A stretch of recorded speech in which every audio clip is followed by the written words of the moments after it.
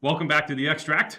I'm Kyle Meyer, and next to me is a guy that I had the opportunity to first meet back in 1993. Although he wouldn't remember, because I was a punk kid that probably had no business being where I was at the time, at the age that I was.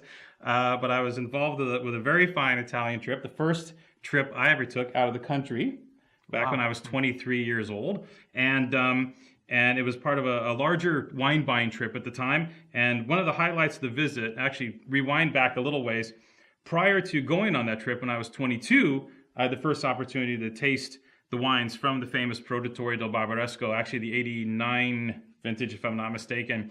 And they were eye-opening epiphany wines, even for a young wine punk like me. So the first time I ever got to visit the Produttori was in 1993, and it was like going to church. It was absolutely one of the most fantastic experiences of my young wine life. And at the time, again, he wouldn't remember because he sees like 8 million people a year and he's a rock star and stuff. But I had the most brilliant, memorable time at that point in the history of the wine business. And he gave me a poster and he signed it. And I'll be damned if that poster still isn't up on the wall above my dining room table today after 23 years. So it is an absolute pleasure to welcome one of my inspirations in life, Aldo Vacca. Thank you, to the Extract Tasting Room. Aldo Vacca from the Produttori del Barbaresco. What is your technical title at the Produttori, Aldo? Technical title is Managing Director. I basically manage 60 Piemontese farmers, try to keep them happy. They work their vineyards, they bring the grapes to the Produttori, we make the wine, we sell the wine, and we share the profit among them. You make sound working with 60 Piemontese farmers so easy. You have to keep the money flow. That's the first golden rule. Right. And then, of course, it's a very dedicated company because Produttori has, since the foundation, which was 1958, we only crush one grape, Nebbiolo, and we only make one wine, Barbaresco. Yeah. So these farmers, when the original 19 farmers that founded Produttori, they took that decision to stick with one grape and one wine, and it wasn't an easy decision back in those days. Barbaresco has never been an easy sell. Yeah, definitely wasn't in the 50s. The little brother, as it used to be known. Right. And so to decide for a winery to make only Barbaresco was completely crazy. But they took the decision, pushed by the priest of the village, and pushed by my father that was there in those days managing the company. And because of that, they sort of formed a legacy with the village and among themselves. Now they had to stick together in order to be successful, and that's what they did. When did you start at the Produttori? 1991. 1991. Yeah. Okay, so you were fresh too. I was fresh when we met. Yeah, yes. right on. 1991 was actually with the thinking about it now was actually a good vintage, but it came after 88. 89 and 90, three phenomenal vintages. So 91 was a little difficult, some rain, some difficulties. And I remember most of the winemakers in the area said, oh no, this is not a good wine. It's not a good vintage. A lot of people didn't release their Barbaresco or their Barolo because they were spoiled by the previous vintages. Then 92 came, terrible. 93, very tough. And 94, the worst of the decade. So going back to 91, all of a sudden it didn't seem that bad at that point. But yeah, we had a tough lineup of vintages in the early 90s. Then it got better, definitely. Now during that time, you're young, you're just starting out.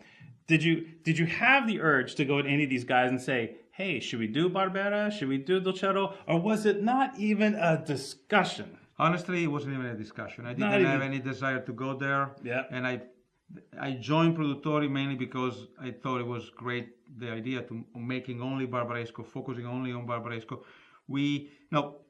Piemontese winemakers, they, at least until a few years ago, they had somehow a kind of an inferiority complex. They thought that their wines now were good, but they needed to be tamed down. The tannins were too strong. Yeah. They lacked the color a little bit. Let's push up. Let's do something to make the wine better. I never had that feeling. No. I thought that we have a magic grape, an incredible terroir, and the combination of the two doesn't really need much. So the fact that I was able to join Produttori and work with this Barbaresco only winery was really almost a no-brainer for me. Yeah, not the toughest decision. Other than where do I go to eat in Piedmont tonight? And you've always made the wines kind of the same way. Pretty much. No, of course, slightly changed. I still remember when I was a kid. No, my family's always been involved with Produttori. Yeah. Both my grandfathers were farmers. They were among the 19 founders, and my father was the manager there from 58, which is the foundation, until 1984. So I came on board in 1991, but I still have cousins which are growers. So I grew up basically at Produttori, picking grapes or hanging out in the winery. And I remember the days when wines were sitting on the skins for almost 2 months, and then aging in the barrels for like 4 or 5 years. So back in the 60s, in the 70s, we don't do that anymore. But we're still considered a very classic winery. We still do like 4 or 5 weeks on the skins, and we still age these wines for 2-3 years in large barrels. So we still is like a classic style that has been progressively tuned slowly year after year. We didn't take any fast turn. It's just a very nice and smooth evolution of the winemaking, which is still, you can call it classic. Classic, yeah. Now you're a cooperative winery, which what a lot of people don't know is because you hear the term co-op and it's almost like a bad term, but in Italy, the co-ops, well, particularly the Produttori del Barbaresco and many of the co-ops like in Alto Adige and Trentino, make some of the greatest wines. Now, why is that? How intense is the relationship that you have with your growers? It's very intense. The growers are really, the owners. They are owners. They are the owners of the winery, and they are really much involved with the life of the winery. The winery, of course, I manage the winery from the marketing and sales, and the winemaker makes the wine on a daily basis. But there is what we call the board, which is formed by 9 farmers. They get elected by the other 60 once every 3 years.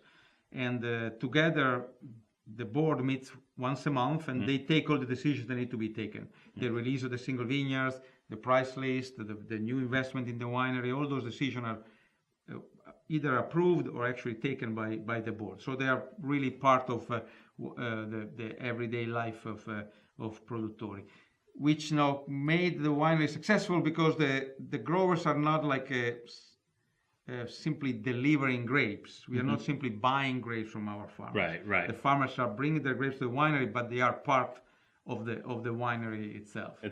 And when the winery was founded, they took these 3 key golden rules that made the Produttori successful. One, we already talked about, the fact that let's focus on Nebbiolo only, that kept them focused on quality, because Barbaresco was not an easy sell. The second rule was the 100% belonging. Yeah. So the farmers that are part of Produttori, they cannot make their own Barbaresco. Yeah. They can make their own Barbera if they grow any Barbera or Dolcetto or whichever variety they grow. But when it comes to the Nebbiolo that they grow, they have to deliver to the winery 100%. Yeah. So they are either in or out. Out. Yeah. And then the third rule, which sounds now very simple, but it was pretty revolutionary back in the days, the grapes are paid according to the quality and not just the quantity. So, or better than that, the money is shared, the profit is shared among the farmers according to how good their grapes were in that given vintage. So if you deliver better grapes, you're going to make more money per ton.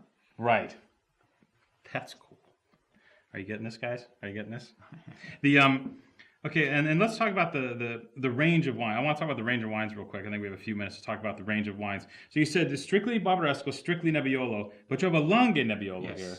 Which, Langhe Nebbiolo nowadays is a quite successful appellation. I remember, you do remember when it was very difficult to sell, especially in this market, because everybody wanted Barbaresco or Barolo, but Langhe Nebbiolo, we don't care. But now, through the years, we were able to make a point in the fact that the Langhe Nebbiolo is basically a baby version of, in our case, Barbaresco. Barbaresco, it's all Barbaresco grapes, right? In fact, although Langhe Nebbiolo is a larger appellation, it can be made in several different villages. Right. When it comes to the Langhe Nebbiolo from Produttori, this is 100% Barbaresco fruit that has been declassified by the winery. So basically, every barrel of this wine that I make is 1 barrel of this wine that I give up.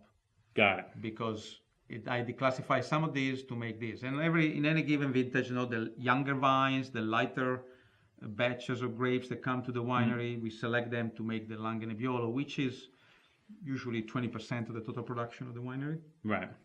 But it's getting more and more successful because Langhe Nebbiolo are becoming a little more known, and in general, due to the new climate that we are experiencing in the last 20 years, that sharp tannin and acidity, which was typical of slightly unripe Nebbiolos, which are used to make Langhe Nebbiolo, now they're much rounder and riper. So you get to be introduced to what Barbaresco is, or Barolo, by half the price, which is a good thing. It's like Barbaresco 101. And this is like Barbaresco 201. This is upper division Barbaresco. And is this made all from the Cru vineyards, or is this a blend of many different vineyards throughout the quad? Many different vineyards. A lot of the Cru vineyards juice always goes in the Barbaresco, but then we have other vineyards in the appellation that they're not among the 9 historical vineyards that we release as single vineyards. And those vineyards, they always go in this blend. This is like the flagship of the winery, and it's the wine that we want to make sure year after year that delivers the best possible quality. In fact, if you are not confident with the quality there, we give up the single vineyards and blend everything in the Barbaresco just to keep the standard as high as possible. Right. So with this wine, it's like a win-win. We got like a minute or two left, right? Okay. It's like a win-win. So basically, what you have here is you have a wine that in the rough years, no reserve is made, so all the top gear goes into this wine. Exactly. But in the great years, the wine's already great because it's a great vintage. Exactly. So it's it's a great expression of Barbaresco, and it's a great expression of the vintage of Barbaresco, because it is grapes from all the different vineyard side, different exposure, different hillside in within the area. So really, by blending them together, you get a great expression of what the vintage is.